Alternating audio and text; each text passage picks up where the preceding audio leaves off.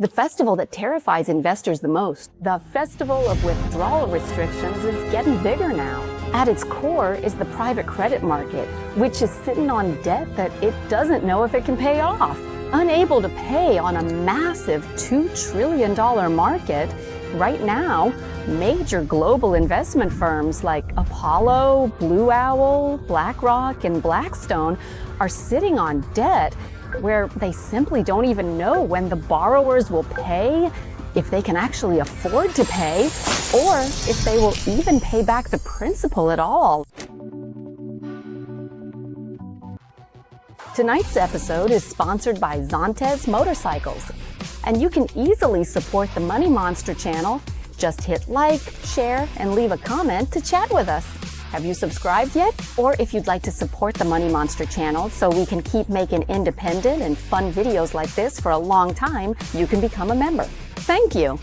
Let's start with the disclaimer first. Because this past May, the FSB, or Financial Stability Board, came out with a warning that private credit, which has now grown to a size of $2 trillion US, is becoming too opaque to track. Well, how so? There's already a case like this that has happened. It's Apollo. One of the biggest investment firms in the world, Apollo, came out and said that about 17% of investors in one of their private credit funds have submitted requests to withdraw their assets.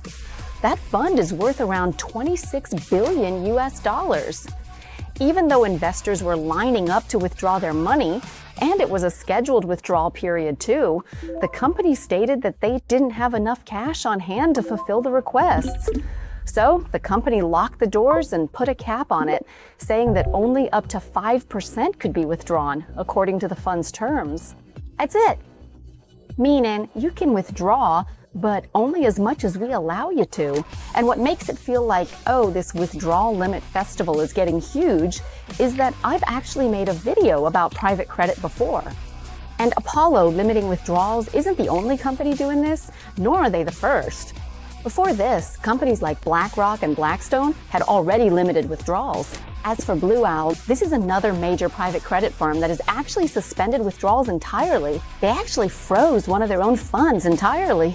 That would be the Blue Owl Capital Corporation 2 Fund, or OBDC2, which has led some investors to think, oh, with the private credit market restricting withdrawals to this extent, does that mean the liquidity pressure, meaning there's definitely not enough cash, is real? For anyone who wants to watch the previous private credit video, you can click this link. You might ask, why is private credit currently under pressure from liquidity issues where there isn't enough cash? It's very simple, because private credit firms are companies that provide loans. And right now, they're having trouble collecting on those debts.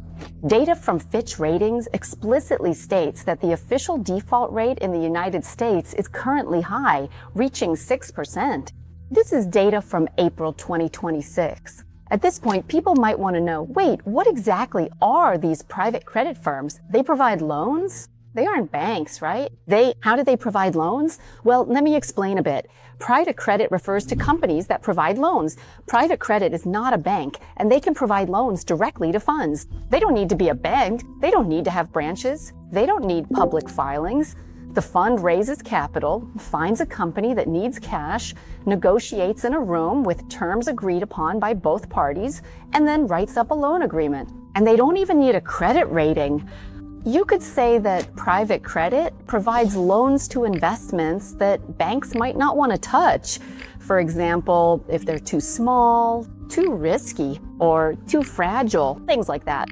And private credit has really been booming. After the 2008 subprime crisis, or the hamburger crisis, that bad debt crisis, once the world's financial system was left in total shambles, it forced banks to adopt much stricter regulations. Because back then in 2008, things fell apart precisely because banks weren't strict enough. After that, once things got stricter, it turned out that many small and medium-sized businesses couldn't get loans from banks anymore, because even if they could get a loan, they would still have to face extremely high interest rates. So this created a gap for companies like Apollo, Blue Owl, BlackRock, and Blackstone to step in as private credit providers to solve this pain point. They basically said, though bank loans are too expensive, why not borrow from us? Looking at it, it seems like a magical product, doesn't it, this private credit? They're able to find people who need loans and match them with investors who are willing to lend to those with higher risk. And they're even willing to lend huge amounts of money too. But in reality, it's not actually that magical, because with private credit, they don't go around finding investors and negotiating like, hey, are you interested? Do you want to invest in this debt? They don't do that. They do it by getting the money all at once, in a larger lump sum than that. So let's look at the source of capital in private credit. 28% comes from pension funds. And you might ask, do they go and negotiate? Do they go around saying, hey, private credit has this and that investment, it's interesting? How much? And how do people in pension funds decide to invest? The money? That's not the case. But that 28% coming from pension funds, it's the pension fund providers themselves who decide to invest the money from the people paying into the pension into private credit. Next, 9% comes from insurance companies. Similarly, the people paying for insurance aren't the ones deciding to buy private credit, but the owners of the insurance products you bought are the ones who decide to put your money into private credit. In summary, it's not a decision made by the people who are actually taking money out of their own pockets to pay at all.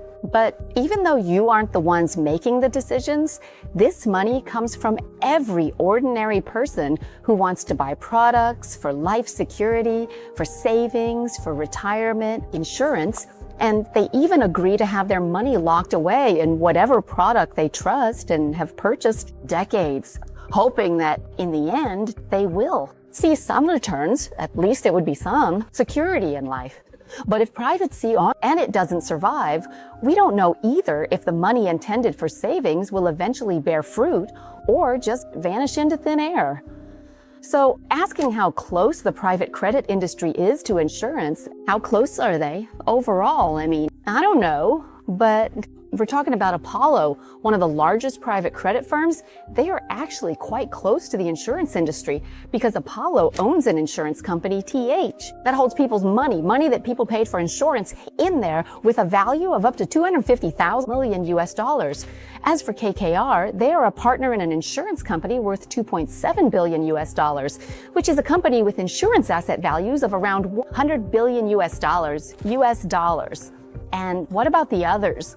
I didn't look up the others, just this much, but I can look up more if you leave a comment. So if you ask how the private credit industry was born, grew, and flourished with such loose lending standards, the answer isn't that complicated. The answer is that it was born, grew, and flourished because it emerged in an era of interest rates were rock bottom. And when interest rates were that low, right? It meant that for any company that borrowed money and ran into trouble, what did they do? They refinanced. They took out new debt to pay off the old debt. It wasn't that big of a deal because the interest rates were low. But that's exactly the problem, because what's causing the issues today is that the era of rock bottom interest rates has ended. It's expired. And over the past year, even though there have been many times where people were like, oh, the Fed is going to cut interest rates and all that, there have been various events that have caused the Fed to not cut interest rates after all. Another problem in the lending industry is the term float rate, or floating interest rates. Because this float rate means, well, let's say the Fed cuts interest rates, then the debt borrowed from me will have a lower interest rate. But if the Fed raises interest rates up, well, the interest rate goes up, the debt interest goes up too, which it depends again on whether the interest rate goes up a lot or a little. Sometimes the Fed might interest rates by just like 0 point something, you know, but private credit isn't the Fed.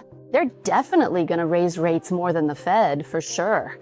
So if it's a floating rate loan agreement, it ends up that when interest rates go up, the rate floats, but the borrower's left drowning. They're dead because if you borrowed money, let's say when the interest rate was low, your debt might be $5 million. But if the interest rate goes up really high, on that same principal amount, you'd have to pay $10 million. Business owners, they can't handle it if their debt suddenly balloons like that. Besides the issue of interest rates going up or down and dealing with floating rates, Another problem, let's call it a structural issue with private credit, is that the people borrowing can't pay it back. The sector that's suddenly booming right now, whether the bubble will burst or not, is AI and software too. They're like siblings, right?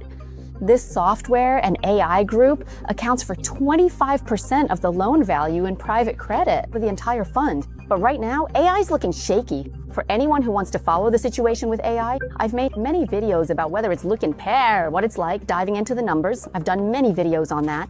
And another thing I've mentioned many times is that whenever any industry needs to go borrow money, with the AI boom, it used to give such great returns. Then everyone wanted to borrow money, right? But suddenly, AI just happens to perform poorly and can't pay back.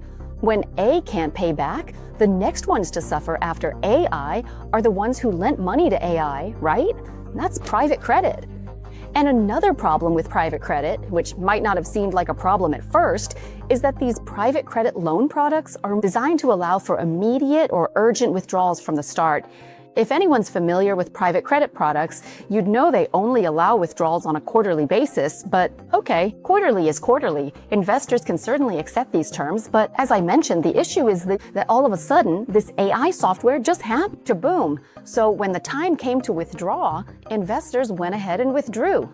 But once investors withdrew, and they withdrew too much, private credit actually had a contract written for purchasing the product from the beginning, stating that no matter how withdrawals are made, it must be withdrawn all at once, not exceeding 5%. So when a lot of people went to withdraw from private credit, they invoked this clause, saying that while you can request a withdrawal, whether I grant it or not depends on the terms. You know? And they can just say, today I don't have enough cash, so I'm not allowing withdrawals. The next problem is that the private credit industry, in the past, has been lending to industries that are quite concentrated, like around AI, or software, things like that. And when a problem arises in AI, when a significant number of investors go to request withdrawals from one private credit fund, it causes others who know, right, that everyone is in the same industry lending to AI to panic. And that will cause investors to rush to withdraw from private credit products. This is the reason why it's not just Apollo, but BlackRock, Blackstone, and so on. They've all restricted withdrawals. Now, you might say I'm repeating myself, but I have to. Say the same sentence again, that if the borrowers can't pay back, the next ones to suffer are the lenders. And so, as I was saying, if AI can't pay, private credit is the lender, so private credit suffers. Now, you might ask, who does private credit borrow from? Private credit borrows from commercial banks. And some might say, oh, since 2008, banking regulations have been very strict. Banks don't lend directly to small, risky companies.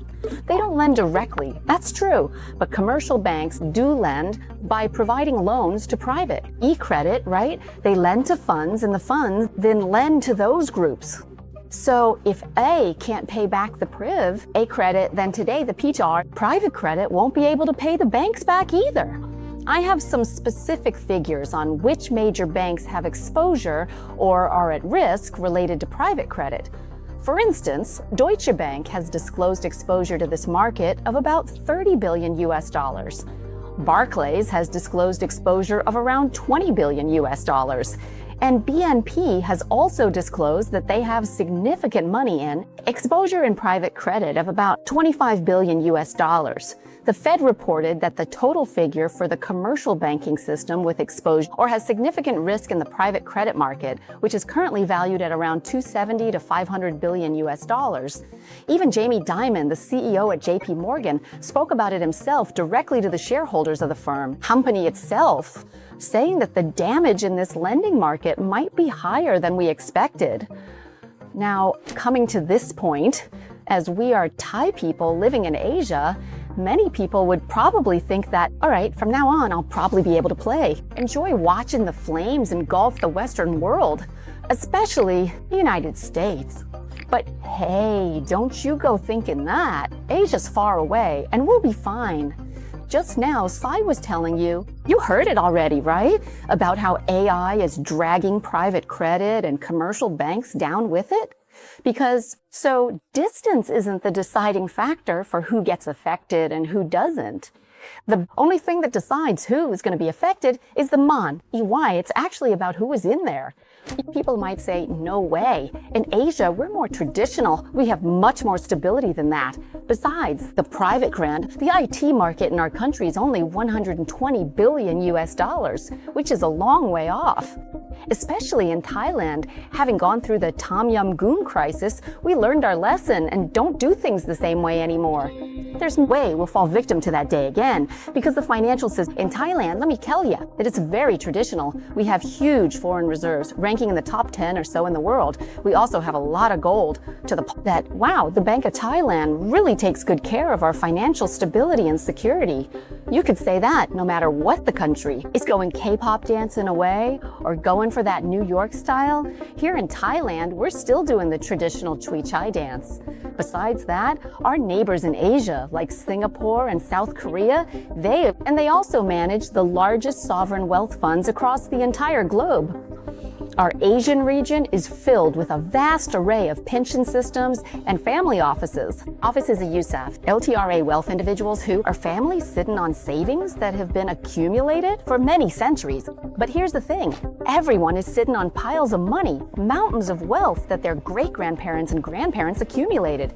Okay, it really does exist in Asia, but the point is that over the past 2 or 3 years, the AI private credit industry is currently offering returns of 9 to 10%, said 11%, which is normal. So do you think that this massive pile of money, like the biggest funds in the world, the ultra-rich money, family office, CE or whatever, are they just going to sit around and admire the prudence and traditional nature of the regional market, just dancing around forever? No way. Data from the Invesco Global Sovereign Asset Management Study shows that sovereign wealth funds, or SWFs, and central banks managing a total of 27 trillion US dollars in assets are actually increasing their investments into private credit. And as Sai mentioned, sometimes investing in private credit, the person who is the payer doesn't even realize it, that they themselves are investing in private credit. They only realize, oh, I bought a pension product, I bought a savings product, or I bought some kind of insurance product, while the person managing that product is the one who actually decided to take your money and invest it. Invest in private CI. Because when you buy a financial product without paying any attention to what it's actually investing in inside, ask them to break it down for you. Do they dare to disclose what they've invested in? But most of the time they won't tell you because they'll say it's a trade secret and they don't want to disclose it to competitors. But I want to say that every time you decide to buy a product and park your money, freeze it in there, you're not just handing your money over for them to manage, you're also handing over the right and to decide where that money goes to be invested in whatever they see fit. Not saying that all of it is bad, I'm just saying that out of that amount, if they take it and invest it in something that is risky, if you aren't aware of what's happening, you might only realize it when the day comes that your savings, insurance, and pension have all lost their value.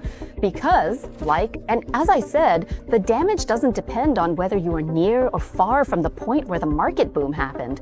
It depends on the supply chain and whether your money is in it. But everything I've told you so far, it's just one event that's a continuation of the bad private credit situation I talked about in the last video.